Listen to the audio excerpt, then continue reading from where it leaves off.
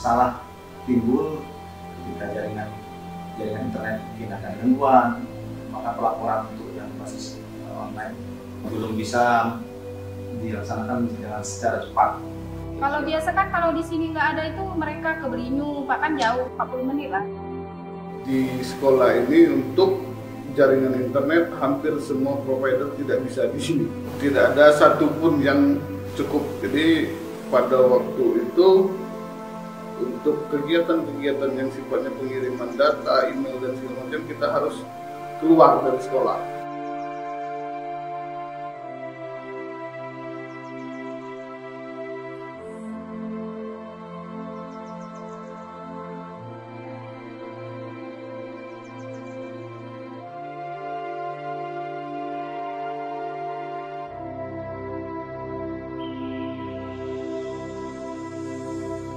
Semenjak adanya Iconet, kami merasa sangat terbantu. Dengan harga yang sangat terjangkau, Iconet mampu memberikan layanan yang handal. Terlebih lagi, tidak ada batas kuota alias unlimited. Sangat terbantu ya, karena kita salah satunya untuk belajar online anak-anak. Anak-anak sekarang kan lagi pandemi seperti ini, mereka harus belajar online.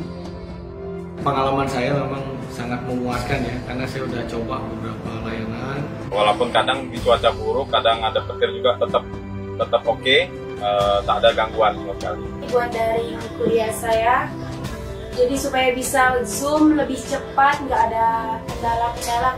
Iconet telah memberikan kemudahan koneksi dalam hal pendidikan dan kebutuhan bisnis. Sangat berterima kasih untuk kehadirannya di BUMDes ini. Dengan Iconet, semua makin mudah. Iconet, semua makin mudah.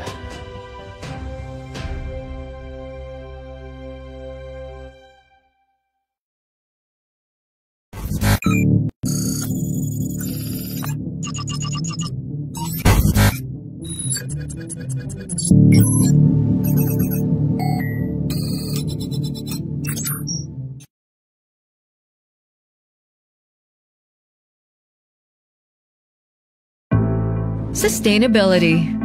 It can be a bit of a balancing act, but we all want to play our part.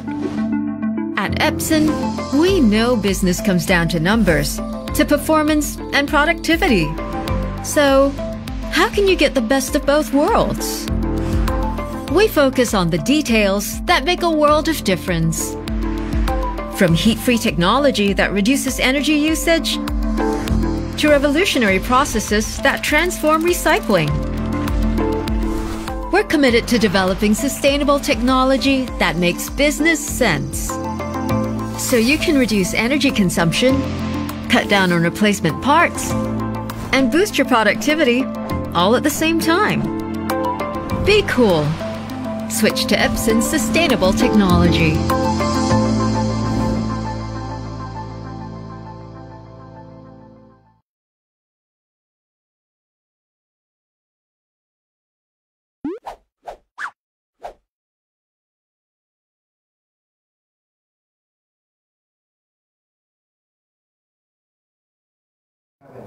Halo Tribuners, kembali lagi nih bersama saya Rizky Fadriani dalam Berbincang Spesial. Merayakan hari ulang tahun ke-13 Tribun Pontianak akan menghadirkan beragam narasumber dari bermacam-macam sektor nih yang tentunya akan menginspirasi kalian semua. Dan di Berbincang Spesial kali ini, para narasumber akan menceritakan bagaimana kisah mereka berperan dan berkarya. Dan acara ini didukung oleh PLN Kalimantan Barat, Excel Asiata, Epson, PT Well Harvest Winning, WHW, dan Bank Syariah Indonesia. Dan hari ini, di hari yang spesial ini, karena ini kan udah menuju weekend ya, kita akan ngobrol-ngobrol santai nih bersama dengan Ketua Federasi Serikat Pemberdayaan Perempuan Kepala Keluarga atau yang disingkat dengan PEKA Indonesia, yaitu Mahdalena. Dan buat kalian yang sebenarnya kepo nih, apa sih PEKA itu? Nah, kita akan bahas di Berbincang Spesial hari ini. Maka kita sambut dulu nih Kak Mahdalena ya Kak. Kak, gimana Kak perasaannya hari ini? Deg-degan juga sih. Kenapa nih deg-degan? Ya, karena baru dengan Tribun kita juga baru kenal dan mungkin disaksikan oleh banyak orang yang melihat tayangan kita ini. Dan semoga apa yang kita sampaikan ini bisa menjadi motivasi lah ya Kak, untuk teman-teman di luar sana gitu, agar mereka juga tahu nih kemana tempat mereka untuk mengadu gitu kan, khususnya untuk teman-teman yang bisa tergabung dalam PEKA ini ya Kak. Dan di hari ini kita akan membahas mengenai PEKA tempat wanita tangguh bertransformasi. Nah ini kayaknya nggak kebayang kan, gimana sih wanita tangguh itu bertransformasi ya Kak. Nah mari kita akan bahas di Berbincang Spesial hari ini. Nah Kak Magdalena mungkin juga bisa disapa nih teman-teman di rumah agar mereka juga semangat nih menyaksikan Berbincang Spesial kita hari ini. Ya. Assalamualaikum warahmatullahi wabarakatuh. Selamat siang semua teman-teman dimanapun berada. Saya dari Federasi Serikat PEKA Indonesia hadir di sini untuk menyampaikan apa yang menjadi perjuangan perempuan-perempuan yang menjadi kepala keluarga. Oke. Nah Kak, ini yang dimaksud dengan perempuan-perempuan kepala keluarga nih sebenarnya seperti apa sih Kak? Ya. Perempuan kepala keluarga itu adalah inisiasi pemberdayaan perempuan kepala keluarga. Salah satu inisiasi organisasi yang mengorganisir adalah perempuan yang mempunyai peran, kedudukan dan tanggung jawab mencari nafkah, mengelola dan mengambil keputusan dalam keluarga untuk memperjuangkan kehidupan yang sejahtera, adil dan bermartabat. Oke, berarti ini perannya menggeser peran kepala keluarga yang biasanya itu dipegang oleh suami gitu, atau laki-laki sebagai pemangku kendalinya. Tapi di sini PEKA berperan malah menggeser hal tersebut. Itu biasanya disebabkan berapa faktor tuh Kak? Ya, jadi perempuan kepala keluarga itu perempuan yang suaminya meninggal, yang bercerai dan suami yang pergi tanpa kabar. Bang Toyib tidak pulang-pulang. Oke, Bang Toyib tak pulang-pulang. Terus perempuan yang suaminya bekerja seperti di Malaysia, jadi jarang pulang. Jadi 3 bulan, 3 tahun, 3 tahun sekali baru pulang. Kalau yang kerja baik itu di luar negeri maupun di dalam negeri, di dalam negeri kita sendiri mereka itu jarang pulang. Itu juga termasuk ibu-ibunya yang mengambil keputusan karena saat suami di luar tidak mengambil keputusan, istri yang mengambil keputusan di rumah. Jadi perempuan juga perempuan yang lajang, dia yang menjadi tulang punggung keluarga. Terus perempuan yang suaminya sakit permanen, jadi sakit-sakitan sehingga si istri menjadi tulang punggung dan mengambil keputusan. Ada juga yang perempuan suaminya sehat tapi tidak menafkahi sepenuhnya istrinya, jadi istri itu juga menjadi tulang punggung dan mengambil keputusan di dalam rumah tangganya. Jadi itu. Jadi bukan kepala keluarga itu bukan hanya janda tadi. Jadi perempuan-perempuan yang lajang juga kita masukkan dia jadi kepala keluarga, dan yang suaminya sakit juga kita ajak organisir menjadi anggota PEKA. Oke, berarti semuanya itu dirangkul ya Kak? Iya. Untuk menjadikan wanita-wanita tangguh nih. Iya. Karena bukan hanya tangguh soal materi, tapi harus tangguh dalam mengambil keputusan. Iya. Itu perannya. Iya. Oke, luar biasa sekali nih Tribun. Jadi kalau kalian di luar sana yang merasakan seperti yang disebutkan oleh Kak Magdalena tadi, itu kalian kesepian karena ada PEKA di sini ya Kak. Jadi PEKA itu kami itu ada di 20 provinsi. Dengan anggota yaitu kurang lebih 60.000 anggotanya. Itu tersebar di seluruh Indonesia ya Kak? Iya. Oke. Dan caranya nih Kak, kalau ingin bergabung di PEKA nih bisa kemana nih teman-teman? Jadi kita itu jadi kita anggota Federasi Serikat PEKA itu adalah anggota Serikat PEKA di tingkat kabupaten. Jadi di situ bisa kita untuk di Kalimantan Barat itu kita ada di 8 kabupaten kota, yaitu di Kota Pontianak, Kabupaten Kuburaya, Kabupaten Mempawah, Kabupaten Bengkayang, Kota Singkawang, Sanggau, Landak, dan Skadau. Wah, bahkan untuk di Kalbar sendiri itu tersebar. Iya, untuk di Kuburaya itu kita ada 6 kecamatan. Ya, dengan anggota untuk di Kuburaya itu 1076 anggota. Untuk di Kalimantan Barat semuanya kurang lebih 2000 anggota. Berarti ini menandakan kalau ternyata perempuan di Kalbar itu tangguh-tangguh ya Kak. Tidak yang hanya manja-manjaan, tapi para perempuan Kalbar itu mandiri sebenarnya. Dan kalau mau ingin masuk ke PK nih Kak, ada persyaratan khusus atau tidak sih sebenarnya? Tidak ada persyaratan khusus, yang penting dia menyatakan dirinya kepala keluarga dan dia ingin jadi kita itu ada di setingkat desa itu berbentuk kelompok-kelompok tingkat desa. Jadi di situ kita akan mereka akan kita dampingi sehingga mereka menjadi memahami apa sih yang program-programnya PK. Di situ kita akan menjelaskan visi dan misi kita, bahwa kita itu bersama-sama melakukan untuk kemandirian, terutama kita juga melatih untuk kepemimpinan perempuan. Jadi perempuan itu merasa diri dia adalah pemimpin, baik itu memimpin untuk dirinya sendiri, keluarga, anak-anak, dan untuk di lingkungan sekitarnya. Oke.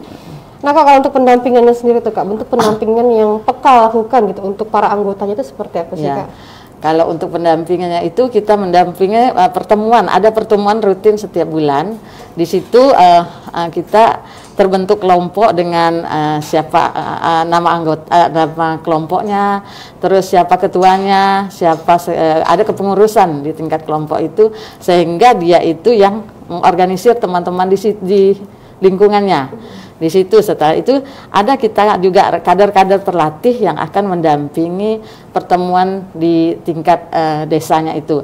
Jadi di situ kita ada forum desa, ada penguatan visi. Jadi mereka merasa termotivasi untuk memperjuangkan dirinya dan peduli dengan masyarakat di lingkungannya. Luar biasa sekali. Berarti ini mencakup seluruhannya udah nih kompleks di sini nih. Oke, dan untuk program dari PK sendiri nih Kak, apa sih Kak programnya? Program kita itu ada program hukum, yaitu hukum itu di situ kita juga ada terlatihnya ini peningkatan kapasitas, yaitu peningkatan kapasitas kemampuan pengetahuan dan keterampilan PK, baik teknis maupun manajerial, agar mereka dapat mengatasi berbagai persoalan kehidupan. Terus kita juga pengembangan organisasi dan kepemimpinan. Jadi bagaimana menumbuhkan pengembangan dan penguatan organisasi berbasis di masyarakat yang kita beri nama Serikat PK ini, agar mereka mandiri dan otonom serta bisa berjejaring hingga ke tingkat nasional. Dan terbentuklah kami federasi. Terus kami juga punya program pemberdayaan hukum, yaitu penyadaran tentang hak dan perlindungan hukum bagi perempuan kepala keluarga, mengembangkan kader-kader paralegal. Di situ kami buka kelas paralegal, dan si kader paralegal ini nantinya akan mendampingi perempuan-perempuan yang tidak yang berkaitan dengan hukum, seperti tidak memiliki anaknya, tidak memiliki akte kelahiran, terus masyarakat yang tidak memiliki buku nikah, dan mendampingi pembuatan KK, KTP, dan pendampingan kasus cerai, prodeo, dan berbagai kasus kekerasan terhadap perempuan. Terus kita juga ada pendidikan pemberdayaan ekonomi, yaitu kegiatan simpan pinjam dari tingkat kelompok, tingkat kecamatan. Kita ada lembaga keuangan mikronya yang berbentuk seperti koperasi. Oke, nah Kak mungkin bisa jelaskan lebih lanjut lagi nih Kak, koperasi itu seperti apa sih yang dimaksud? Ya, jadi koperasi itu kita bentuknya seperti kegiatan simpan pinjam dengan uang berswadaya. Dari uang 1.000 kita wajibnya satu bulan itu 2.000, sukarelanya terserah mau berapa, dari ada yang menabung dari 5.000 sampai 100.000. Terus dari uang pokoknya kita 10.000. Jadi dari uang itu kita kumpulkan bersama, nanti dipinjamkan sesama anggota dengan pinjaman berdasarkan kebutuhan. Dan kita juga ada jasanya, jadi dengan jasa berapa persen menurun, dan itu juga dilakukan dari tingkat kelompok itu meminjam, nantinya setelah itu kita tabungkan nih uang dari kelompok ke tingkat kecamatan LKM-nya. Nah, di situ kalau uang yang dari kelompoknya tidak mencukupi, bisa meminjam di tingkat kecamatan tadi, di tingkat LKM. Jadi kita juga punya ada 4 LKM lembaga keuangan mikro di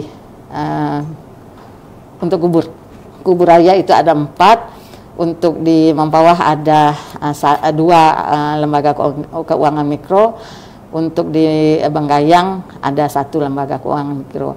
Nah, jadi ada yang sudah terbentuk lembaga itu, dan perputaran uang kita sudah ratusan juta juga. Berarti ini perputaran dananya sendiri itu berdasarkan dari para anggotanya, dari PK sendiri.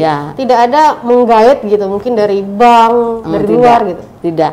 Jadi kami itu dengan uang berswadaya. Jadi kami di situ ada namanya penguatan visi, menjelaskan apa arti berswadaya dan apa arti bekerja sama. Jadi di situ kita dilatih bagaimana supaya kita ini hidup saling memberdayakan.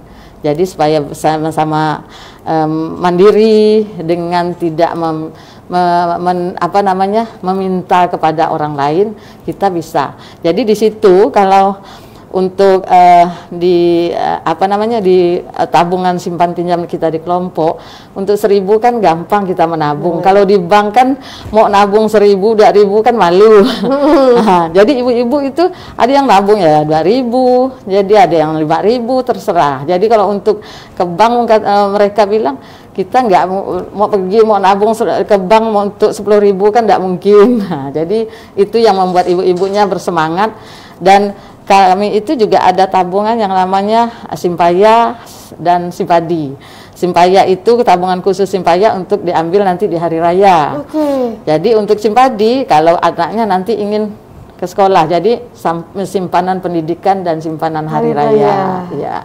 Luar biasa sekali. Berarti ini nih benar-benar kayak melindungi perempuan itu dalam kehidupan bersosial, kehidupan secara finansial, dan juga hukumnya. Ini ada yang melindungi mereka semua di PK ini ya Kak. Ini luar biasa sekali nih Kak. Tadi Kak juga ada menyampaikan tadi ada banyak visi misinya, dan tentunya itu kan ada banyak orang nih yang harus, ada banyak kepala nih yang harus kita tangani.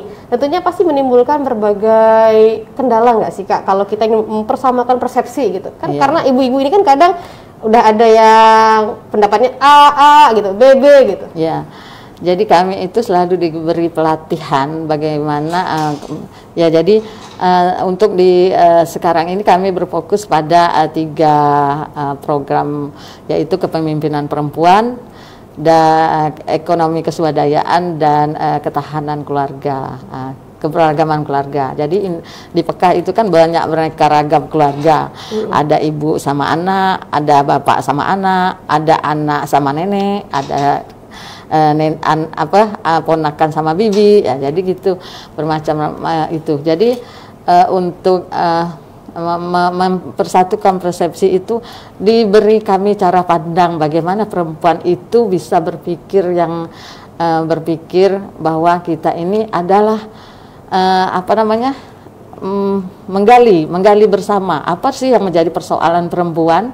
Jadi di situ saat kita mendapatkan penguatan visi itu, pelatihan visi misi, jadi di situ kita gali bersama apa yang menjadi persoalan perempuan. Ternyata perempuan itu adalah kemiskinan, kebodohan, semua itu ternyata banyak perempuan yang mengalami. Terus kekerasan juga perempuan, jadi penelantaran semua juga perempuan. Jadi perempuan, ayo kita merangkul bersama bahwa ini adalah permasalahan kita bersama. Jadi seperti itu. Jadi ibu-ibunya yang tadinya karena katanya banyak pemikiran ini, jadi menjadi satu pikiran bahwa kita memperjuangkan harkat martabat kita kaum perempuan yang menjadi kepala keluarga.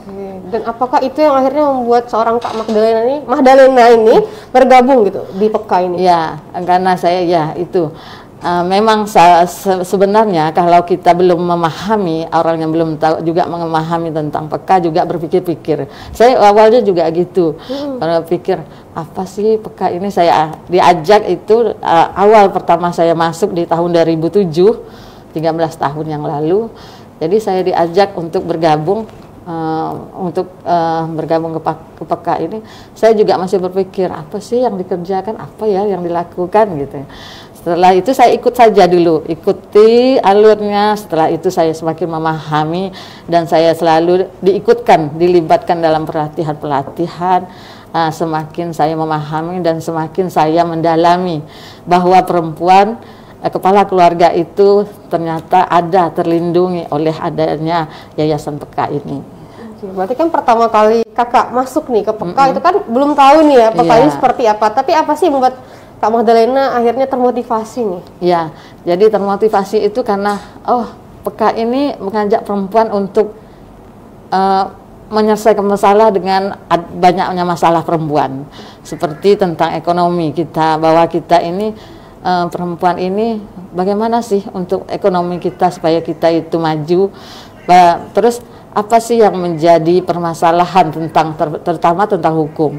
Jadi perempuan itu di tahun-tahun sebelum 2000 itu kan perempuan itu sangat sekali kurang diperhatikan, terutama perempuan kepala keluarga kurang diperhatikan. Jadi juga belum ada keberanian kita sebagai perempuan. Jadi kita bagaimana sih kita perempuan ini agar maju, dan bagaimana kita bisa menyuarakan apa yang menjadi hak kita dan permasalahan kita. Jadi itu yang membuat saya termotivasi dengan saya didampingi saya waktu itu saya menggugat cerai prodeo, terus saya juga dilatih peningkatan tentang hukum. Jadi saya juga semakin termotivasi dengan pelatihan itu. Saya bisa mengakses, membantu membuatkan akte kelahiran, terutama anak saya sendiri dulu waktu itu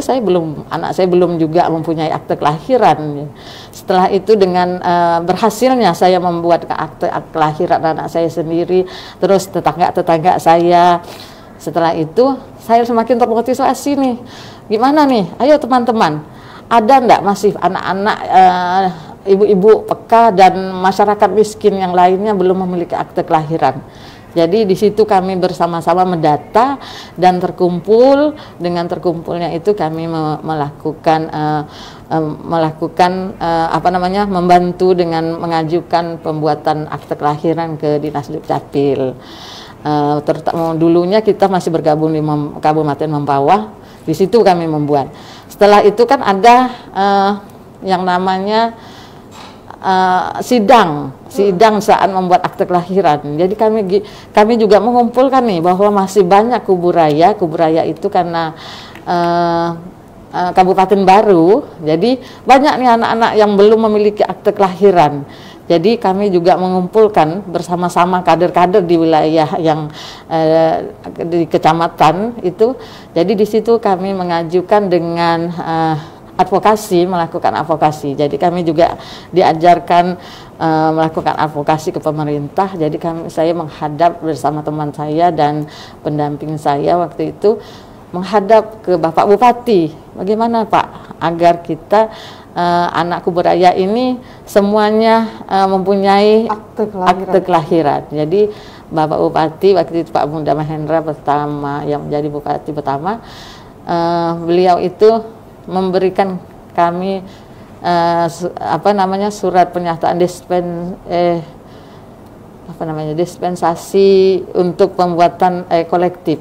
Jadi tidak melalui sidang. Jadi di situ saya bersama teman-teman saya dapat melakukan dan alhamdulillah disetujui dan terbitlah 84 akte kelahiran. Terus yang gelombang kedua lagi kita diminta lagi oleh Bapak Bupati gimana nih peka kumpulkan lagi nih.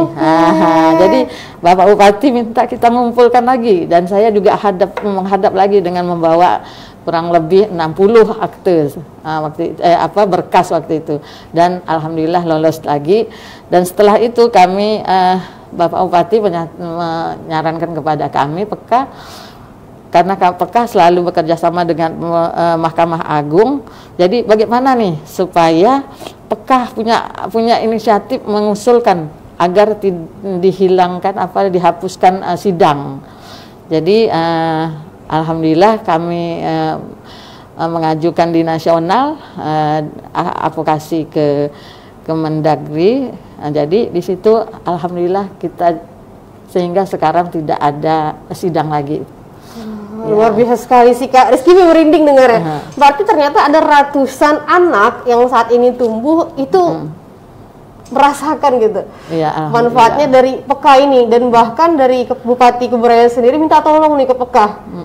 Berarti super power itu gitu perempuan-perempuan Kalbar ini ya Kak. Luar biasa sekali sih Kak. Wah, dan semoga bisa terus lagi nih Kak maju dan berkembang nih Kak.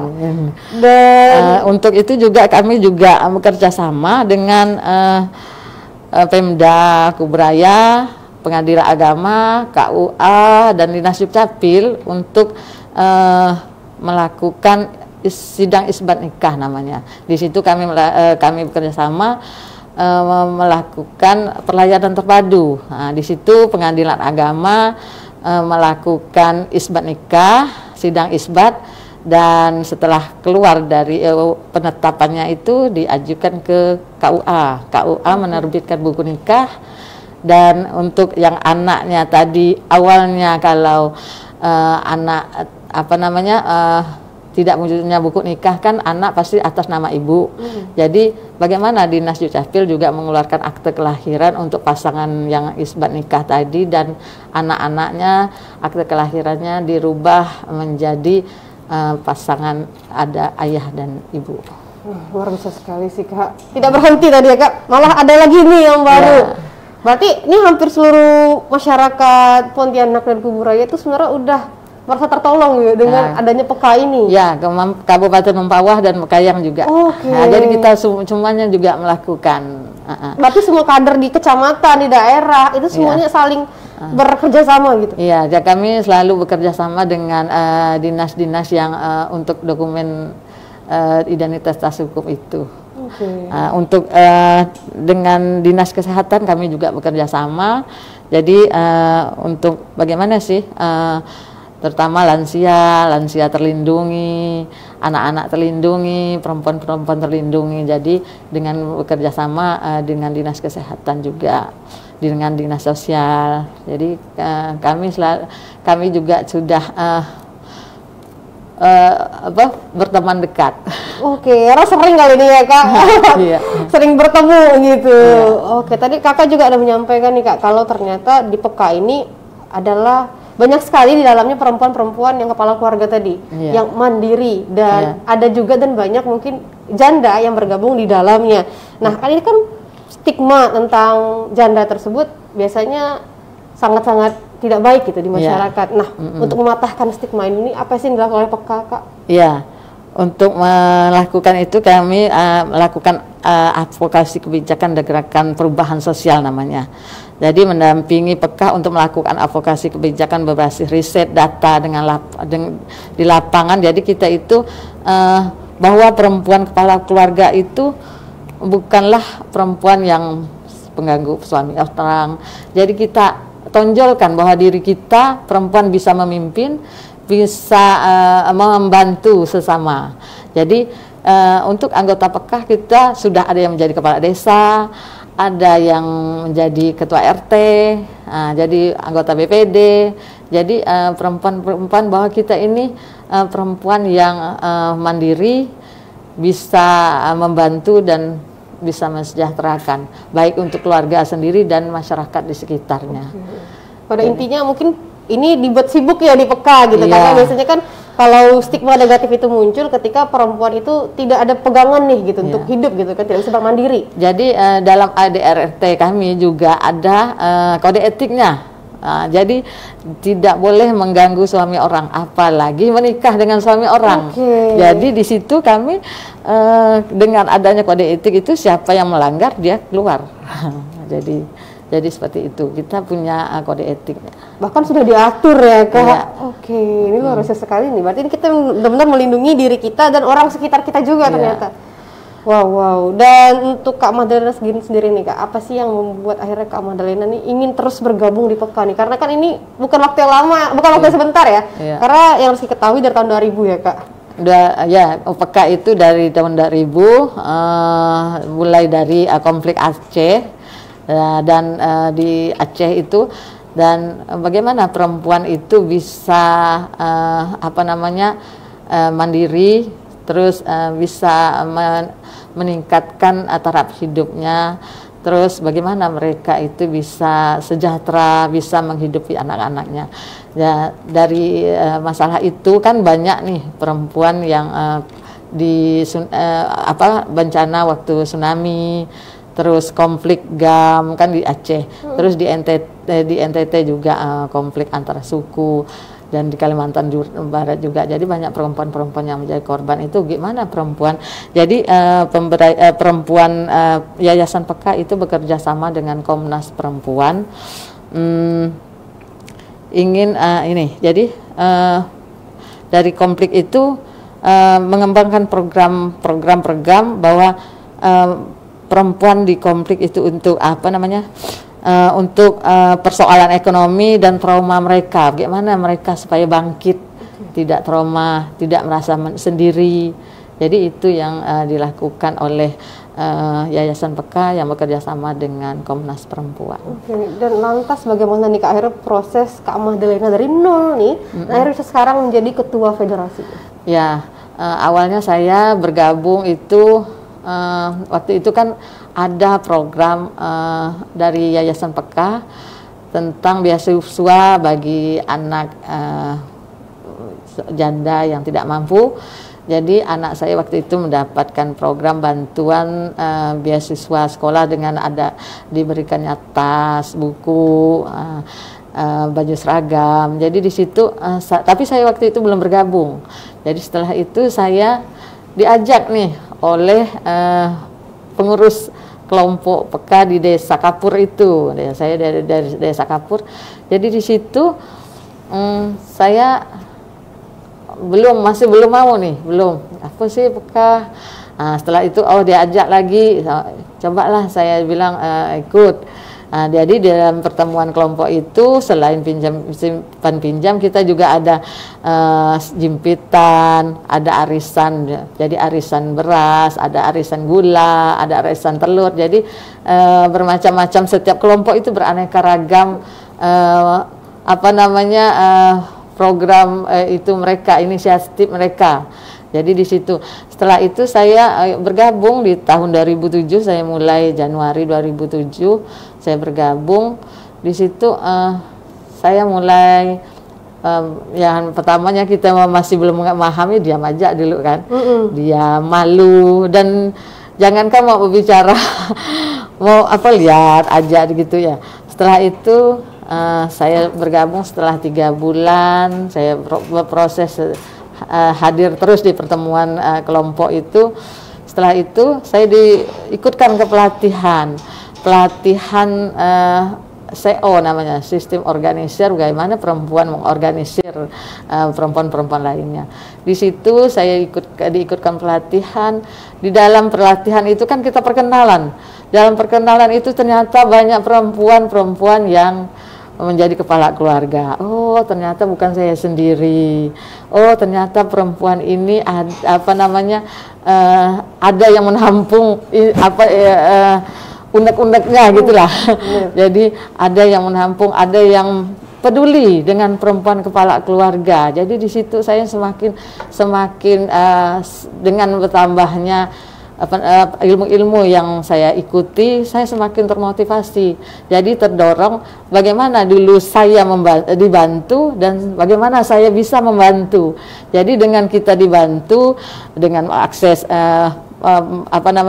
pelatihan hukum, kita dibantu tentang membuatkan akte kelahiran untuk anak kita, dan kita juga setelah itu membantu masyarakat.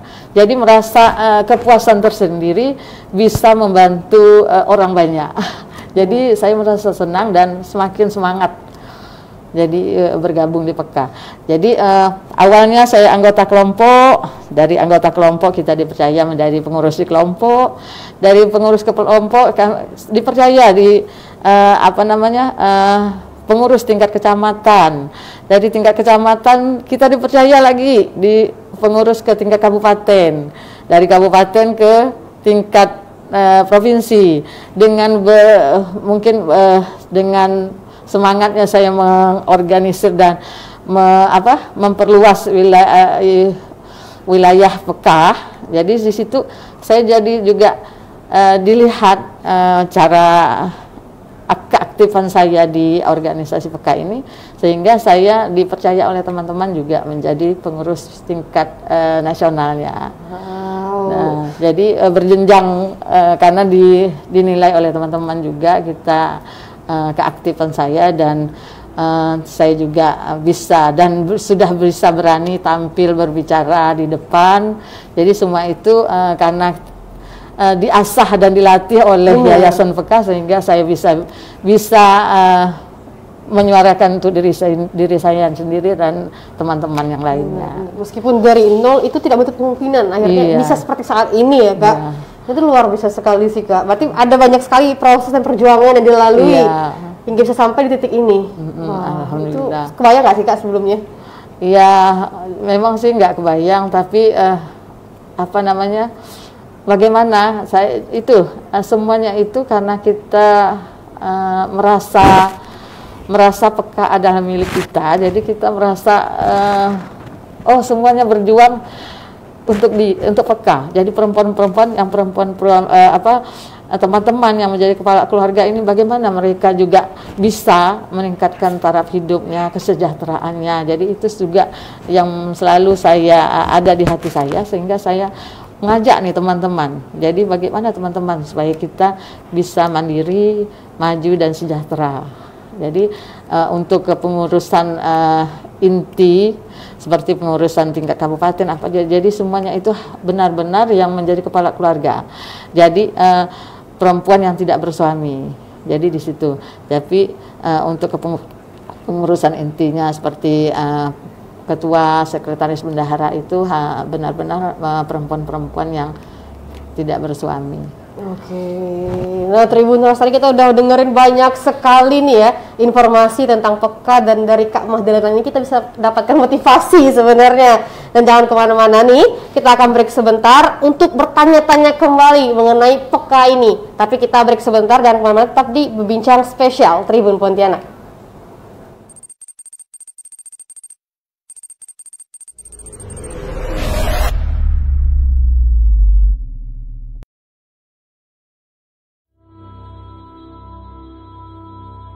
Salah timbul ketika jaringan internet mungkin ada gangguan, maka pelaporan untuk yang basis online belum bisa dilaksanakan dengan secara cepat. Kalau biasa kan kalau di sini nggak ada itu mereka ke Berinyu, Pak, kan jauh 40 menit lah. Di sekolah ini untuk jaringan internet hampir semua provider tidak bisa di sini. Tidak ada satupun yang cukup. Jadi pada waktu itu untuk kegiatan-kegiatan yang sifatnya pengiriman data, email dan segala macam, kita harus keluar dari sekolah.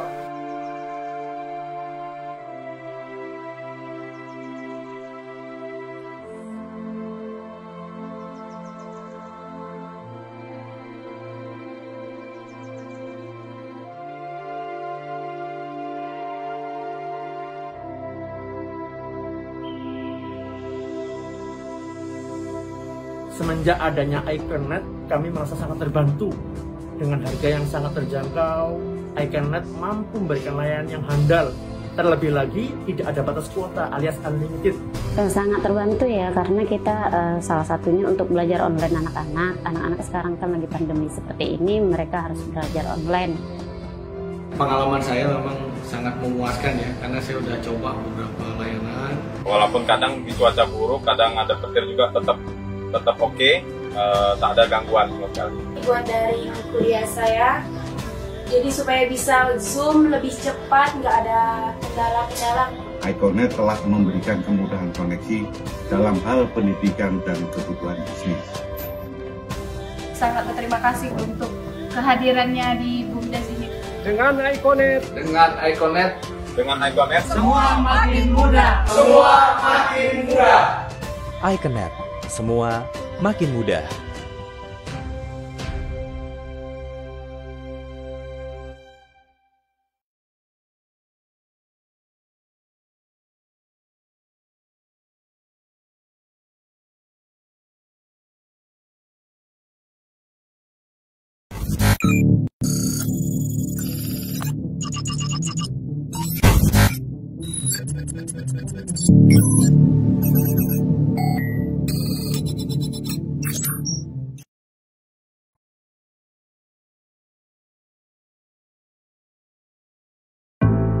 Sustainability.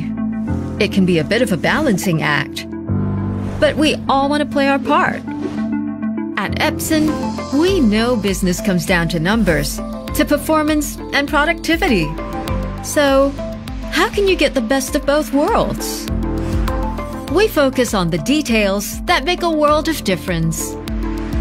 From heat-free technology that reduces energy usage, to revolutionary processes that transform recycling. We're committed to developing sustainable technology that makes business sense. So you can reduce energy consumption, cut down on replacement parts, and boost your productivity all at the same time. Be cool. Switch to Epson Sustainable Technology.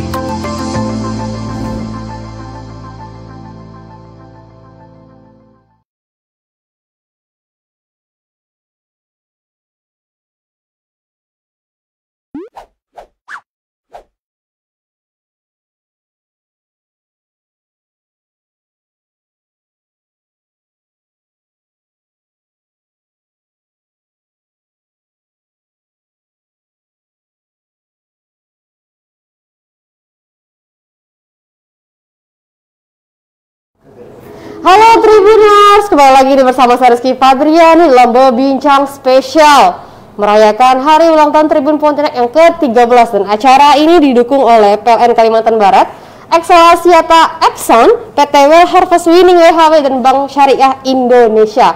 Dan masih dengan pembahasan seru kita yang tentunya memotivasi kita semua hari ini. Yang tadinya Kak Mahdalena sudah menyampaikan banyak hal tentang peka, dan hari ini kita akan melanjutkan nih Kak. Tadi kan kakak udah membahas tentang apa sih peka itu dan bagaimana kakak berkarir di peka. Nah sekarang nih Kak, saat ini nih Kak, apa sih yang menjadi konsen peka untuk di Kalbar sendiri nih Kak? Jadi untuk peka di Kalimantan Barat ini kita ada program hukum tadi. Jadi konsennya itu bagaimana perempuan kita bisa membantu masyarakat yang tidak mampu memiliki buku nikah, dokumen hukum lah terutama. Ya. Jadi gitu, kita juga karena di masa COVID ini banyak ibu-ibu kita yang berjualan tidak berjualan lagi, seperti sekolah-sekolah ditutup. Jadi gimana kita bekerja sama dengan UMKM agar ibu-ibu kita bisa mengakses program-program yang ada di UMKM itu. Jadi supaya ibu-ibu kita juga bisa bisa melanjutkan usahanya dengan adanya bantuan dari UMKM. Jadi kita bekerja sama dengan UMKM dan pemberdayaan perempuan.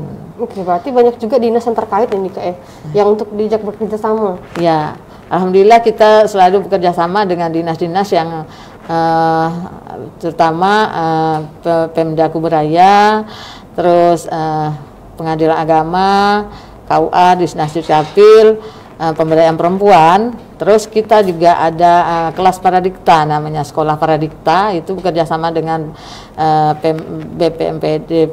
BPMPD, yaitu pemerintahan desa. Jadi juga bekerja sama dengan pemerintah desa yang mengutus perempuan-perempuan desanya untuk ikut terlibat dalam Akademi Paradikta. Oke, berarti ini tidak hanya bekerja sendiri tapi merangkul pemerintah dan mendukung program-program pemerintah. Iya. Benar ya Bu. Dan apa sih sebenarnya suka duka selama bergabung di PK ini? Ya, kalau saya merasakan sih sukanya itu banyak. Sukanya itu ya, jadi kita suka sangat jika kita kalau pelatihan di tingkat nasional itu kan bertemu dengan teman-teman dari berbagai provinsi. Jadi kita di situ bertemu, di situ kita menceritakan hasil perjuangan kita, apa sih yang kegiatan yang kita lakukan dan berhasil kita lakukan di wilayah, dan kita merasa senang, punya kebanggaan tersendiri jika pemerintah daerah kita masing-masing mengenal PK dan mendukung PK. Itu yang sangat kita rasakan. Terus teman-teman berbagi pengalaman bahwa kita itu apa yang kita lakukan itu membuahkan hasil yang membuat masyarakat bisa terbantukan. Jadi di situ kami kalau pertemuan di tingkat nasional misalnya ada pelatihan hukum, jadi berapa kasus hukum yang kita bantu, berapa kasus pendampingan kasus, berapa data perempuan yang akte kelahiran yang kita buat. Jadi di situ kita membantu dengan menayangkan hasil-hasil jerih payah kita di tingkat provinsi masing-masing gitu. Ya, tapi kalau untuk dukanya ya pasti ada permasalahan di dalam berkelompok itu. Jadi di situ seperti yang melanggar kode etik, terus ada penyalahgunaan uang. Jadi di situ juga yang membuat kita mengapa teman yang sudah terlatih sehingga dia bisa melakukan penyalahgunaan kekuasaan, jadi penyalahgunaan keuangan. Jadi di situ membuat kita duka kita. Jadi kelompok-kelompok yang sudah kita dampingi dengan mereka kuat, setelah itu kenapa kok pengurusnya yang melakukan penyalahgunaan. Jadi itu yang membuat kita menjadi bagaimana nih supaya tidak terjadi lagi di wilayah-wilayah yang lainnya. Jadi seperti itu. Berarti ini lebih ke konflik internal mungkin ya Kak, permasalahan yang ada nih saat ini. Oke. Dan tadi Rizky sudah mendengar nih banyak sekali program-program dari PK dan di mana Kakak itu sebagai ketuanya. Tentunya ini kan berarti sangat sibuk ya Kak. Kakak berarti sangat disibukkan nih dengan tugas Kakak sebagai ketua Federasi PK. Nah, bagaimana dengan urusan keluarga nih? Tentunya kan itu sulit ya. Kakak menjadi tulang punggung keluarga. Kakak juga mengurus PK nih. Bagaimana Kakak membagi waktu? Ya, waktu pertama-tama saya berdagang saya kan berdagang di kantin sekolah. Di situ anak saya sekolah, di situ saya bekerja, berjualan. Dan setelah saya bergabung di PK juga kan saya sambil berjualan. Setelah anak pulang sekolah, saya baru berkegiatan. Tapi setelah semakin aktifnya saya di PK, jadi saya selalu mengatur anak-anak juga semakin tambah besar. Di situ saya menulis untuk anak. Misalnya kalau anak belum pulang sekolah, saya kan harus pergi, misalnya melakukan klik hukum atau melakukan diskusi kampung. Jadi ke diskusi kampung itu kita kan harus jam 1 sudah turun. Anak kan kadang-kadang anak belum pulang sekolah. Karena kegiatannya jam 1, Berarti dari rumah kalau misalnya di Rasau Jaya kan kita harus turun kira-kira jam 11 supaya nyampe di sana tepat waktu juga kan, karena kita penyelenggara mengundang dinas-dinas terkait kan harus kita tepat waktu. Benar.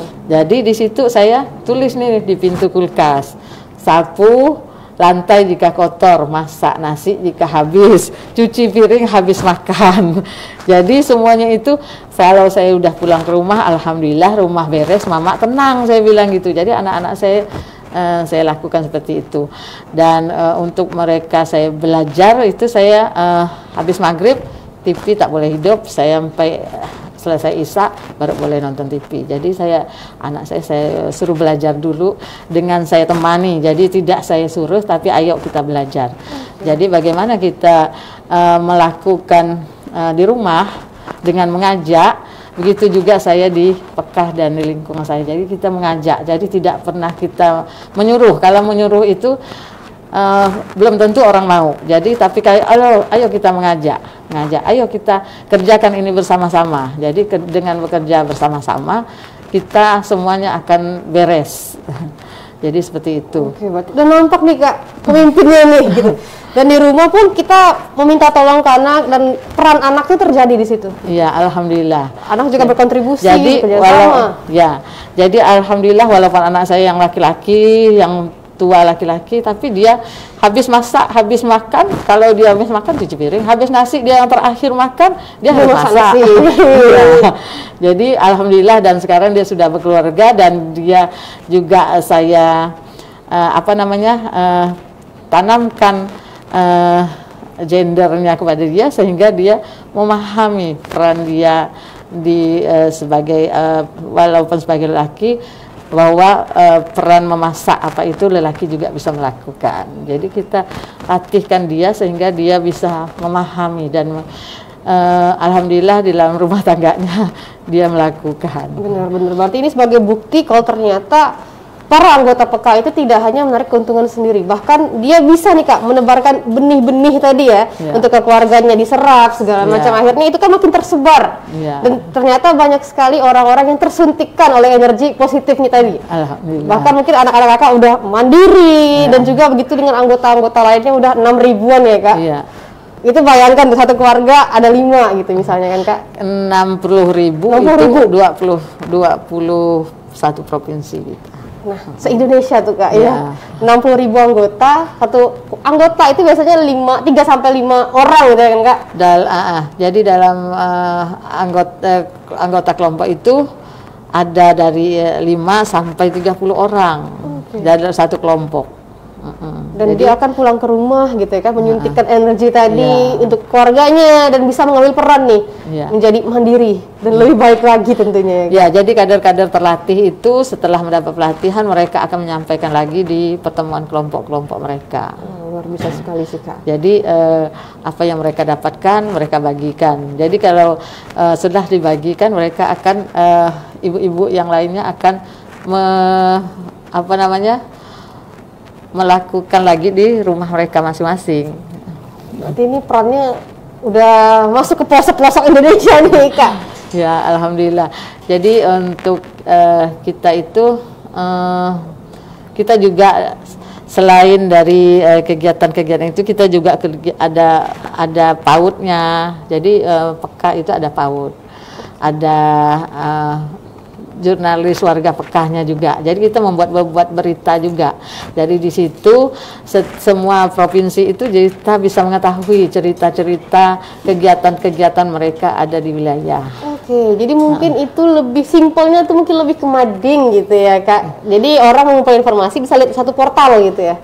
Jadi kita gini, perempuan-perempuan yang terlatih menjadi jurnalis warga PK itu mereka nanti akan membuat cerita dari kegiatan mereka dan membuat profil-profil anggota-anggotanya, pengurus-pengurusnya di situ. Nanti setelah itu kita buat cetak buletin namanya. Pakai buletin. Nah, jadi buletin seperti gini, 1 lembar gini, jadi nanti disebarkan. Jadi semuanya juga mengetahui bahwa di kegiatan misalnya di Bali, Gianyar ini melakukan apa. Kita semuanya seluruh provinsi itu mengetahui cerita itu. Jadi selain mereka menyebarkan buletinnya di wilayah mereka, juga dikirim di WA-nya jurnalis warga PK itu. Oh, luar biasa sekali ya. Ternyata ya Kak, bukan tadi ya tidak berhenti kagum Rizky nih Kak. Tadi Rizky mendengar ada pelatihan untuk mengembangkan diri sendiri, itu kemampuan bersosialisasi. Lalu ada pendampingan hukum, mereka juga belajar hukum. Lalu tadi ada acara yang terakhir tadi ini Kak, menjadi seorang jurnalis lagi pelatihannya. Itu luar biasa sekali sih Kak, karena mungkin banyak sekali ilmu yang seperti itu susah untuk kita dapatkan kalau kita tidak berperan di masyarakat. Apalagi kalau ibu-ibu kita kan kebanyakan yang taraf pendidikan rendah. Jadi dengan mereka, walaupun mereka pendidikan rendah, tapi karena sudah mendapatkan pelatihan cara menulis cerita dengan 5W 1H, alhamdulillah mereka bisa. Dan dengan dari cerita-cerita itu mereka akan yang mana bakat terpendam jadi tersalurkan. Benar-benar. Jadi tidak ada batasan usia nih Kak ya? Iya, enggak. Ketika diajarkan masalah kepemimpinan, dia ternyata aku bisa menjadi pemimpin nih gitu. Baru sadar gitu. Ketika diajarkan untuk menulis, ternyata senang menulis, ngapain nggak dari dulu gitu ya kan? Ya, jadi semua itu alhamdulillah karena kita selalu Yayasan PK ini selalu mengadakan pelatihan peningkatan kapasitas kader-kader kita, dan alhamdulillah ibu-ibunya yang tadinya malu, yang tadinya tidak berani, yang tadinya merasa ogah enggak punya kemauan. Setelah itu mereka menjadi bersemangat, menjadi mau dan menjadi mandiri dan berani tampil. Jadi alhamdulillah, jadi kita itu di saat misalnya habis pelatihan, apa sih yang menjadi perubahan terhadap diri kita? Jadi evaluasi lagi. Jadi alhamdulillah ibu-ibunya jadi menceritakan, oh dulunya kami nggak tahu, dulunya kami nggak punya teman, oh dulunya kami tidak dianggap gitu ya. Dulunya jangankan mau ke dinas-dinas terkait, ke kantor desa aja kami tidak pernah. Jadi setelah itu kami dapat ikut digabung di PK, kami dapatkan ilmu dan kami bisa menjadi berani gitu. Nah, dan yang terakhir nih Kak, sebelum kita menutup pembincang spesial kita hari ini nih, ke depan apa sih rencana dari PK ini Kak? Dan mungkin Kakak juga bisa sampaikan closing statement-nya nih, untuk mengajak teman-teman ataupun tribuners di rumah agar bisa lebih semangat nih hidupnya dan mungkin bisa terbantu oleh PK ini. Iya. Silakan nih Kak. Mungkin untuk kedepannya kita itu akan sedang cari dulu nih ya Kak, karena ada catatannya nih Tribuners. Ya, untuk Federasi Serikat PK itu sedang menata dan memperkuat kepengurusan, membangun sistem koordinasi keanggotaan yaitu Serikat PK Kabupaten bersama yayasan saat ini berkolaborasi menjalankan program penguatan kapasitas dan kinerja organisasi untuk memperkuat suara dan pengaruh federasi dan serikat untuk memajukan hak perempuan dan anak Indonesia. Jadi itu kita berfokus ke situ, bagaimana perempuan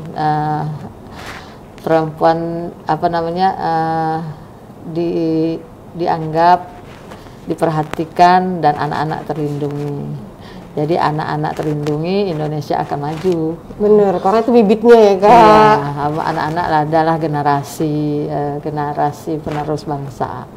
Jadi dari ibu yang dengan ibu mendidik anak dengan baik dan memberikan makanan yang sehat, sehingga anak menjadi cerdas dan anak juga berkualitas. Jadi Indonesia juga punya kebanggaan dengan adanya anak-anak yang berkualitas tadi. Ya. Jadi Kak, ajakan nih Kak untuk teman-teman di rumah nih Kak.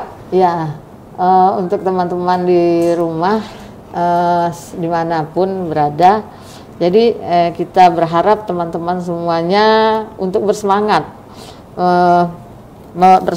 untuk baik diri sendiri, untuk lingkungan, dan untuk untuk Indonesia, agar kita semuanya menjadikan Indonesia yang ramah perempuan dan peduli anak, sehingga anak Indonesia menjadi maju. Nah, dengar Tribuners, peran perempuan ternyata besar sekali ya Kak. Karena perempuan itulah yang menentukan bibitnya nanti. Kalau perempuan tadi sehat secara jasmani, rohani, dan memiliki kapasitas untuk memimpin gitu ya Kak, anaknya bahkan bibitnya tadi bisa berkualitas. Bener ya Kak. Dan Tribuners nih, semoga nih ya apa yang kita sampaikan hari ini bisa bermanfaat bagi kalian dan bisa memotivasi kalian semua. Karena tadi PEKA tadi adalah wadah ya Kak, atau organisasi yang mampu gitu membangun karakter seorang perempuan yang misalnya belum mandiri, di PEKA bisa lebih mandiri.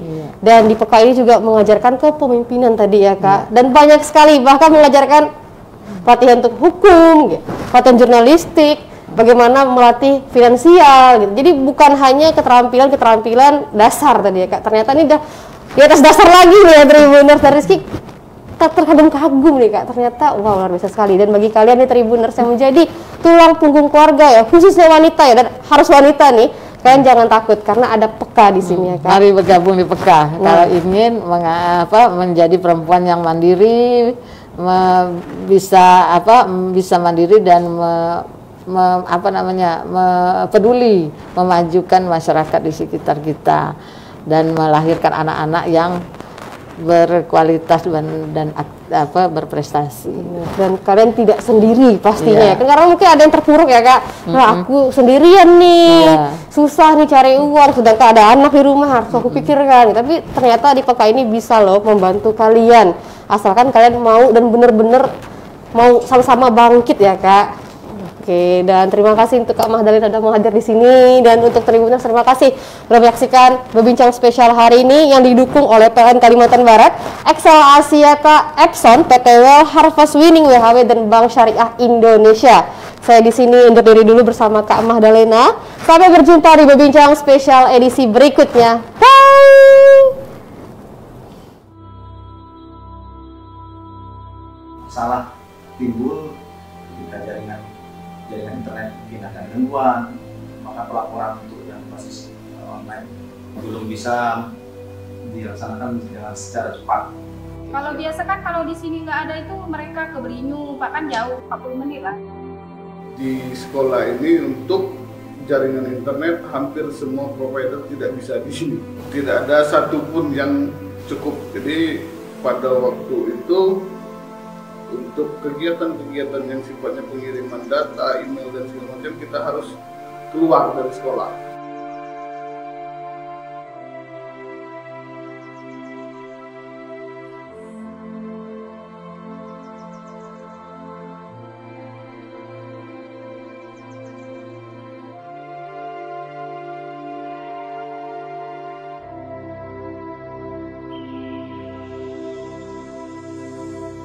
Semenjak adanya iConnect, kami merasa sangat terbantu. Dengan harga yang sangat terjangkau, iConnect mampu memberikan layanan yang handal. Terlebih lagi, tidak ada batas kuota alias unlimited. Sangat terbantu ya, karena kita salah satunya untuk belajar online anak-anak. Anak-anak sekarang kan lagi pandemi seperti ini, mereka harus belajar online. Pengalaman saya memang sangat memuaskan ya, karena saya udah coba beberapa layanan. Walaupun kadang di cuaca buruk, kadang ada petir juga, tetap oke, tak ada gangguan sama sekali. Buat dari kuliah saya, jadi supaya bisa Zoom lebih cepat, nggak ada kendala-kendala. iConnect telah memberikan kemudahan koneksi dalam hal pendidikan dan kebutuhan bisnis. Sangat berterima kasih untuk kehadirannya di BUMDes ini. Dengan iConnect, semua makin mudah. iConnect, semua makin mudah.